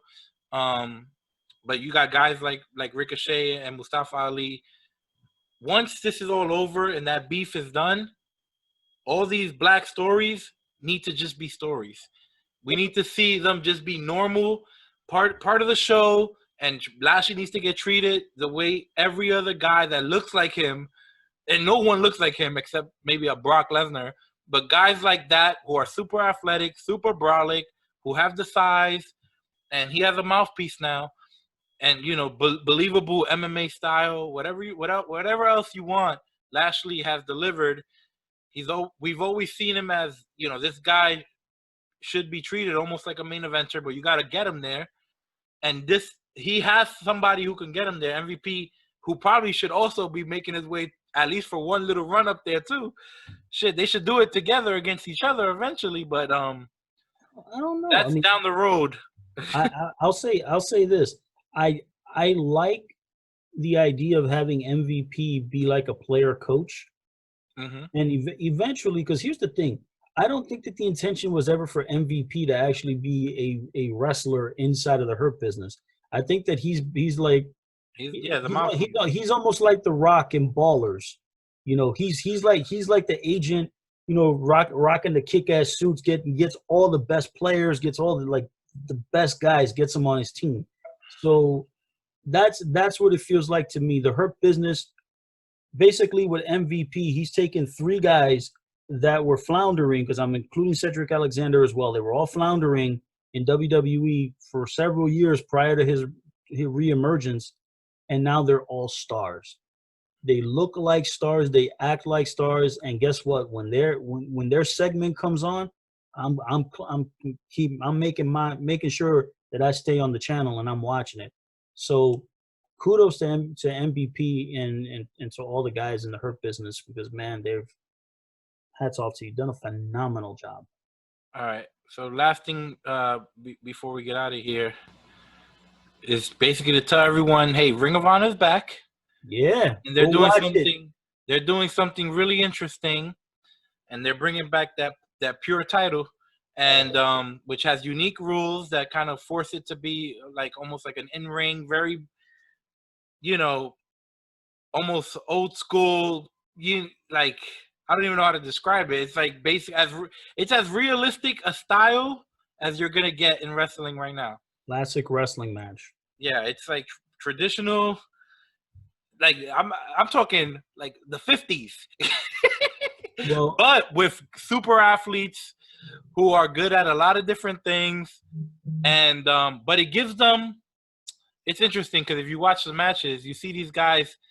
They're forced to work this style that they may or may not use, or they incorporate some of it, but you're forced to work the style, which turns you. It makes, if we're used to seeing you work a certain way and now you're not, it's interesting automatically. This is automatically interesting for every guy. We want to see everybody's version of that style. That's what Ring of Honor is doing. That's what they're presenting. No one else is presenting it. So it makes it interesting. It's a tournament right now. So the entire television show is focused around the tournament. And it's really cool because everyone gets a bio before their match. It's really nicely done. And, I think everyone should check it out. Give it a chance. It's fun. It's fun to see something different. Every show has their little thing that they do. And now Ring of Honor has an identity, you could say. It's not going to last forever because they have to eventually go back to regular stories, because you can't just have the tournament go on forever. Correct. But that doesn't mean they can't take some of those elements, Now I don't know if I know you watched more Ring of Honor back in the day than I did. I didn't even get to watch it during the pure era. When is it decided that it's a pure match? Is it only when the title's on the line, or did they have random pure matches? With Ring of Honor, I think that the style that they presented, especially in the onset of this tournament, it almost seemed like what Ring of Honor was doing back when this tournament started. And I'm not real sure when it started. I don't know if it. I don't think that it was in 2002 when Ring of Honor started. Let's just say, a couple of years into their existence.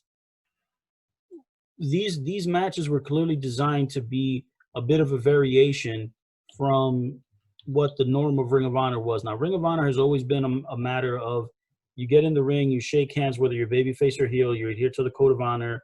You wrestle your matches no matter how intense they are. And then at the end, you adhere to the code of honor, whether babyface or heel. Generally, if somebody refuses to do it, then that's an indication of like, okay, this is going to the next level, meaning in the intensity, it's going to that next level. I think that with Ring of Honor, over the last few years, they seem to have lost their identity. And I think that when Cody Rhodes and the Bucks, and they used all of Ring of Honor's infrastructure for that first All Out or All In pay-per-view back in 2018, when that show, that was all using Ring of Honor's office infrastructure. And after that event ended and it was as successful as it was, Ring of Honor unfortunately lost a lot of their top talent.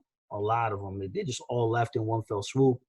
And Ring of Honor just was like, they got punched in the gut, and they were just trying to tread water at that point. And it was just flat. And when I would watch Ring of Honor's TV, I just thought, like, these are good matches, but I don't care about any of these people. Even the people that have been featured in the past, it just almost seems like there just isn't an issue. There isn't anything that I'm really like, Yeah, and the TV, but even the TV, even when they had the Bucks and I don't like the structure of the TV. I don't like how they do TV. It's almost NXT was like that when it was on the network. I hated the TV show. Not that I hated it, but I understood what it was. It was a developmental show. You're just throwing people out there. What made it good was every now and then you get a surprise. Like every 3 months you get a surprise. You get a new wrestler. That's awesome. That makes it a great show without you having to do anything. There was nothing happening on those shows. You waited for the takeover. Same thing with Ring of Honor. You wait for the pay-per-views.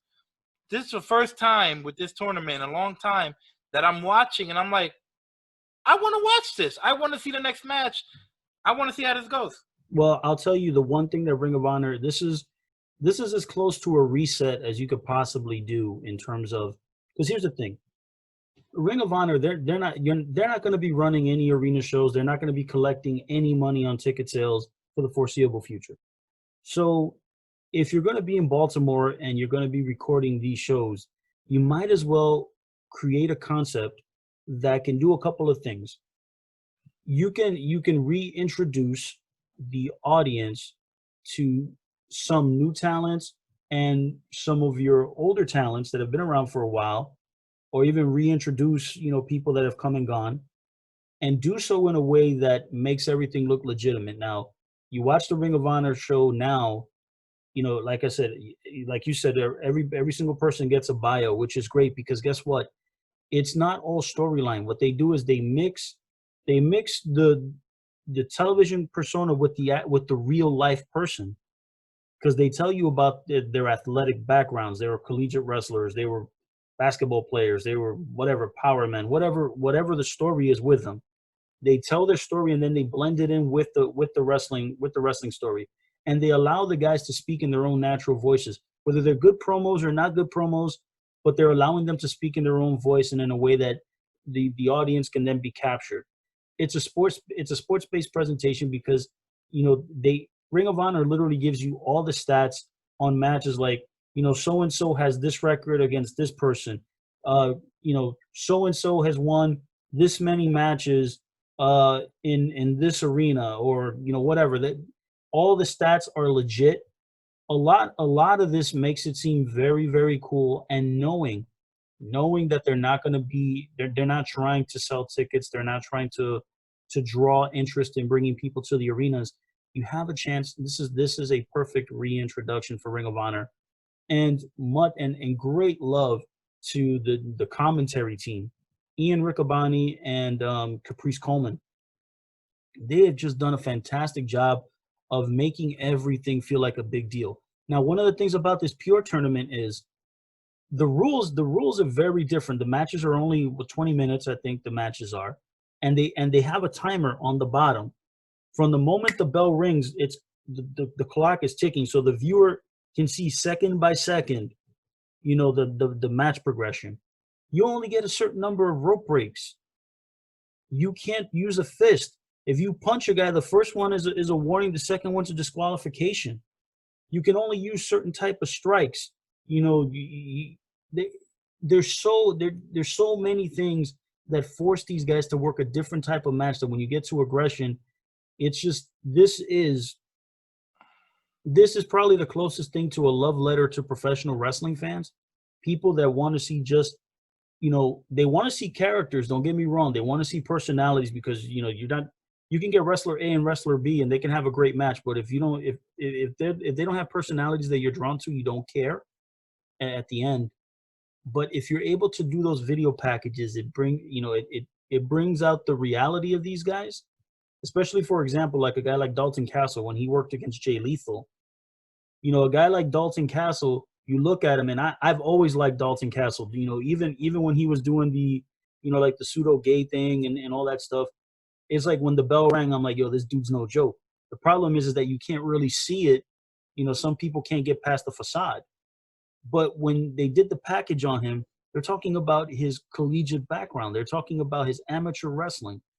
So even though Dalton Castle, when he cuts his promo as Dalton Castle, may not sound really intimidating, but all the facts that they put underneath make him seem like a legit badass who's just, kind of, putting on the facade to kind of, to try to fool the opponent, or put people on their heels.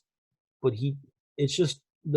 this is a complete alternative, because again, what Ring of Honor is doing is that they're taking the elements that are missing in a lot of professional wrestling. WWE is sports entertainment flat out. Like they're not interested in this type of thing. They'll use it when it's convenient, but it's not their thing. AEW stated that it was going to be a sports-based presentation, but it really isn't. It's more of like a blend of some things from Ring of Honor, some things from the Indies, a little bit of WWE. It's almost like if you're going to an art show with different artists and you see the different styles. It's like, okay, yeah, style, second style, third style. And the thing about it is that for me, with AEW, I don't think that they found the right balance yet. They're still figuring it out. And I'll continue to, give thumbs up when I think something's good, and I'll piss on it when I think it's bad. But Ring of Honor, what they're doing is they're taking that pure sports-based presentation and turning it into something that is fun to watch. It's only a 1 hour show, so it zips by real quick. You get maybe two matches per show. They'll give you the background on the guys, and then they'll tell you what's coming up on the next week's show. And the announcers are great. Everything is it moves very, very quickly. So it's a great benefit for those people who are wrestling fans and who may want to see something that is different from what we're getting from the two major promotions right now on TV, which depending on your flavor can be hit or miss. This thing for Ring of Honor, for people like myself, that as much as I enjoy the entertainment of pro wrestling, I actually like to see just straight up pro wrestling sometimes. No filters, no BS, no nothing. This is a love letter to those fans. And for those fans, I can't encourage them anymore. Please go watch it. You'll enjoy it. Like and subscribe, everyone.